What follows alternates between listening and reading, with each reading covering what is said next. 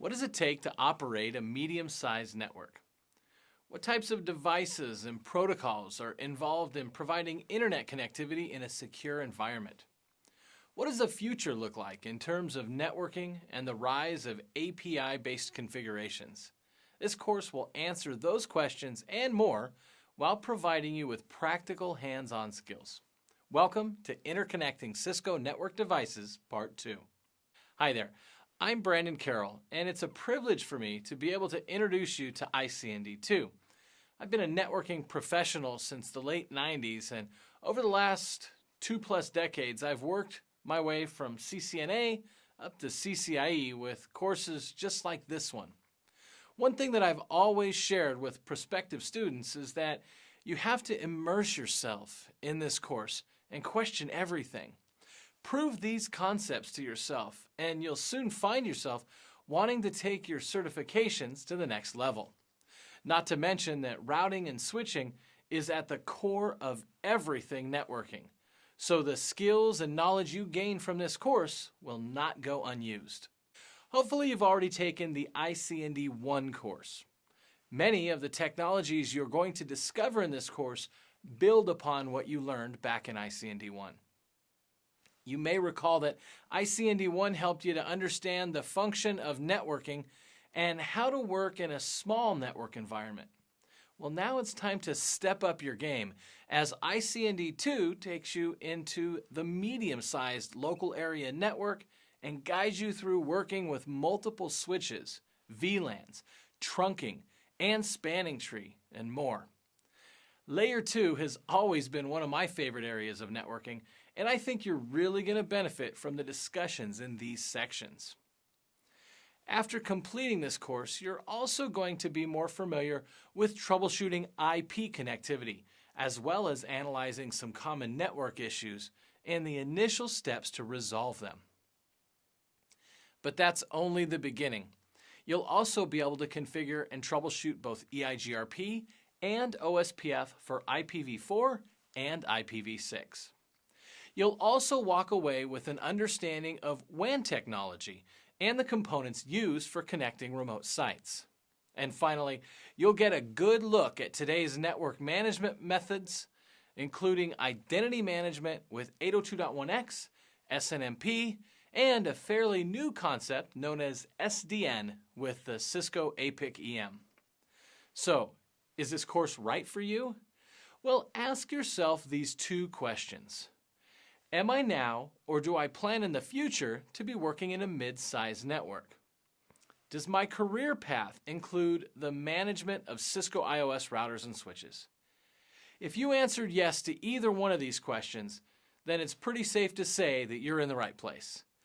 You should also consider that the topics in this course will be expanded upon further in the CCNP routing and switching. So if you're planning on heading down that certification path, you'll certainly want to master the topics in this course first. Before you start with this course, you'll want to have a good understanding of network fundamentals, the topics you learned back in ICND2. If it's been a while since you've reviewed those concepts or feel that you could use a refresher, I'd highly recommend you take the time to review the ICND2 fundamentals and come back here when you're ready.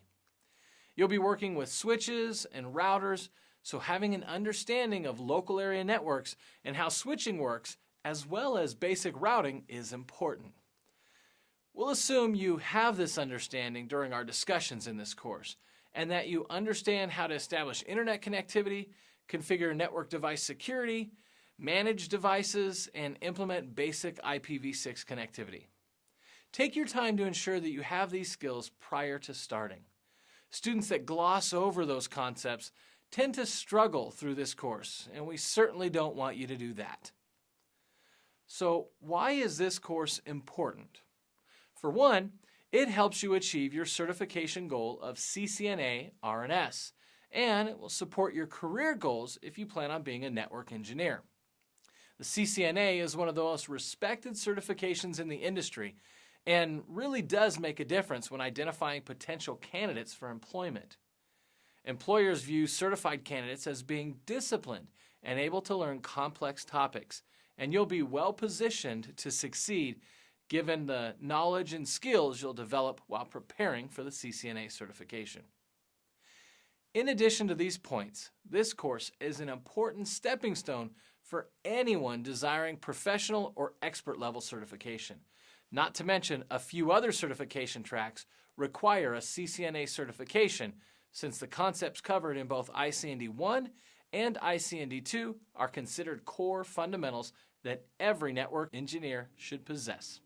In this course, we're going to hit the ground running. We start with troubleshooting VLAN connectivity and then move into redundant switch topologies. This is important because more likely than not, any network that you work on today will have redundancy built into it. There are other issues related to redundant topologies, and that's where spanning tree is going to come in handy. So to start, we'll address layer 2 connectivity that you should already be familiar with from ICND1, and then we can move into layer 3 redundancy. Next, we'll discuss how you can make sure that end-to-end users can successfully get out of the network if one of our default gateways fails. You'll learn about first hop redundancy protocols and hot standby router protocol, or HSRP. We'll also tackle implementation and troubleshooting of both EIGRP and OSPF for routing protocols. This is where we begin to explore medium-sized networks that require implementing routing protocols in a scalable fashion. With OSPF, this means that we need to understand its multi-area implementation. We'll cover that in greater detail, along with the implementation and troubleshooting of OSPF v3 for IPv6. We'll also cover some really cool wide area technology, such as GRE tunnels and point-to-point protocols. Our discussions will take us into internet connectivity from the perspective of a medium-sized network, where you'll begin to work with the Border Gateway Protocol, or BGP. And towards the end of this course, you'll see how networks have evolved to become much more intelligent, and you'll get an introduction to network programmability, which has quickly become a hot topic in data networking today. These are just a few highlights of the exciting concepts that you'll learn in this course. However, there's much more, and I know you're really going to enjoy it. Before you get started, I highly recommend that you become familiar with the course features and navigation. Be sure to take advantage of the many lab exercises that you'll find throughout this course. These labs will help you to develop the critical hands-on skills that you'll need as you progress in your networking career. Now, get started and enjoy.